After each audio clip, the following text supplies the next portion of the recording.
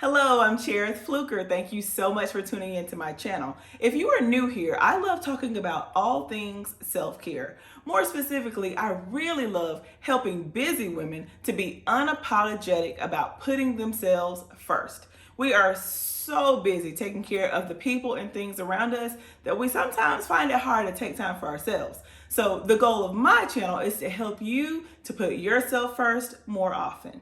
Today, I want to talk about forgiveness, and I want to talk about a weird type of forgiveness. I want to talk about forgiving people who aren't even sorry.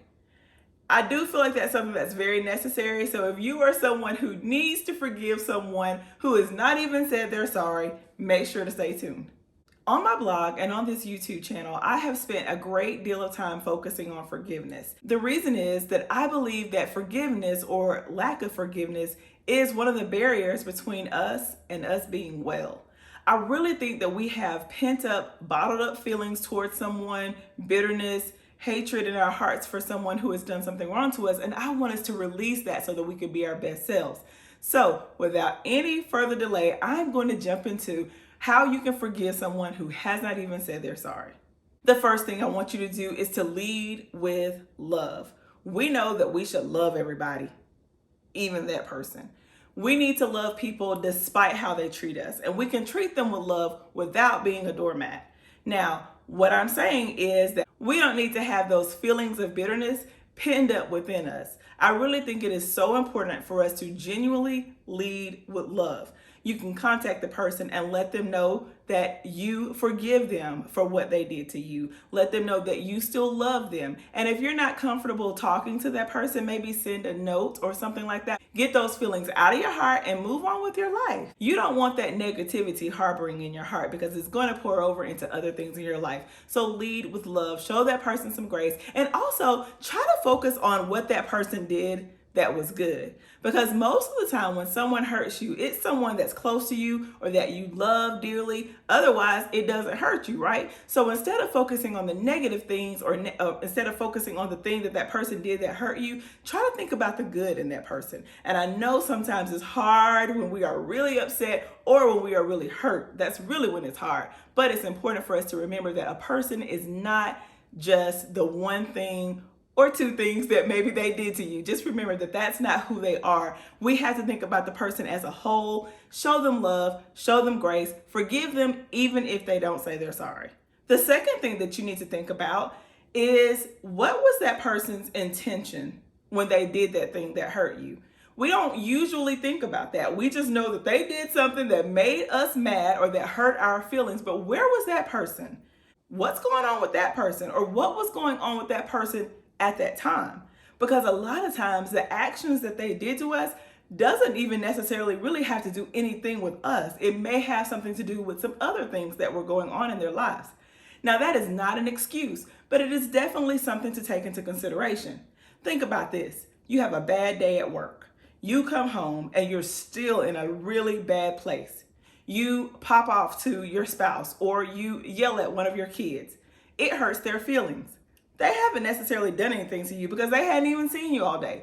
But you let something that came from somewhere else pour over into your home environment. You didn't intend to hurt your husband or you didn't intend to yell at your kids, but you did. But it wasn't from a place of hurt. It wasn't in a place of trying to hurt them. So I want you to think back to whatever it was that that person did to you. And think about the things that could have been happening. Now, I'm not making an excuse, but I'm telling you to think about those and consider that. Was that person really trying to do something to hurt you? Or was it an effect of something that had previously happened in their lives? These are just things to think about. Again, I am not making an excuse, but I'm giving you a different perspective. So as often as you can, think about where that person was coming from and think about their intentions when they did that thing. The next thing is to set boundaries for the future.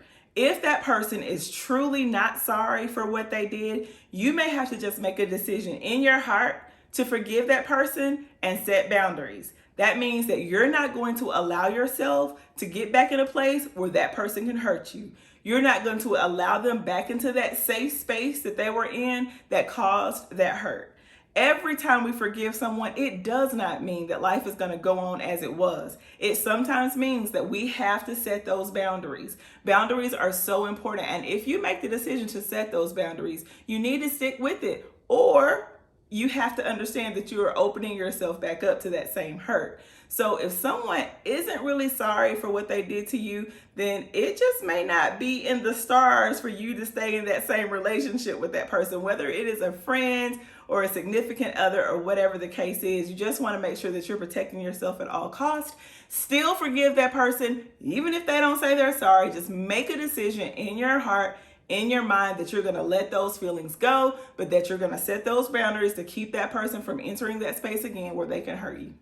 The next thing is that I want you to mitigate the damage. I want you to think about how damaging that act really was. Sometimes we're holding bitterness in our hearts for something that really isn't that big of a deal. Again, I'm not making excuses for the person, but I really want you to think about how damaging that act was. Sometimes it is very damaging, and we may have to go back to the setting boundaries. We're not going to be around that person again because we don't want to feel that way. But sometimes it's really not that big of a deal what they did. Sometimes we may have been in a position to where we just, it was the last straw that day and they hurt your feelings or whatever the case is. So you have to think about the whole picture. Is what they did really that damaging? Take time, assess the damage. Is that hurt or is that damage beyond repair? If it's not, make a decision to go ahead and forgive the person and move on with your life the way it was. Sometimes we say that our feelings were really hurt, but when we look back at the thing, it really wasn't that big of a deal. So you don't want to waste time walking around mad at someone that you really love just because of your ego. Now, again, we don't want to just let people walk all over us. So I would definitely make it known that, you did this, it hurt my feelings. I'm forgiving you, even though you're not sorry. Maybe I was in a place where I received it wrong. You just really want to think about those things and really determine whether or not it's even worth waiting on someone to be sorry for something. But again, I do urge you to have a conversation with that person. So those are just a few ways that you can forgive someone that hasn't even said they're sorry. Everyone has different personalities, and sometimes we get ourselves in a bad place because we are trying to make someone fit into a mold that we want them to be in. Again, I don't want you allowing people to just hurt you over and over. And I have a blog post about forgiveness versus being a doormat. And I also have a blog post about how to forgive someone who continually hurts you. And I'll put both of those down below because I just want to make sure that you understand that I am not telling you that you have to act like these things didn't happen, because that's definitely not the case. But what I am doing is telling you that for your own self-care, for your own peace, for you being able to move forward in a productive manner, then it is so important for you to decide to forgive someone, even if they don't ask you for forgiveness. It can be so stressful and so hurtful to walk around with these feelings of bitterness in your heart. And what's even worse about that is a lot of times when we're feeling that way, that person is fluffing their pillow and they are asleep every night and they're not even thinking about you. They're on to their next victim, hurting that person as well. So don't allow yourself to stay in that place when they are long gone. They're not even thinking about it anymore. So it is worth your peace to just go ahead, make a decision to forgive that person. Thank you so much for tuning in to my video today. If you enjoyed what you heard, go ahead and hit that like button, share it with a friend. I would love to hear your comments. Leave your comments below. And if you enjoyed what you heard, make sure that you subscribe and hit the notification bell so that you will be notified anytime I put out a new video. Thanks so much for watching, and I'll see you in the next video.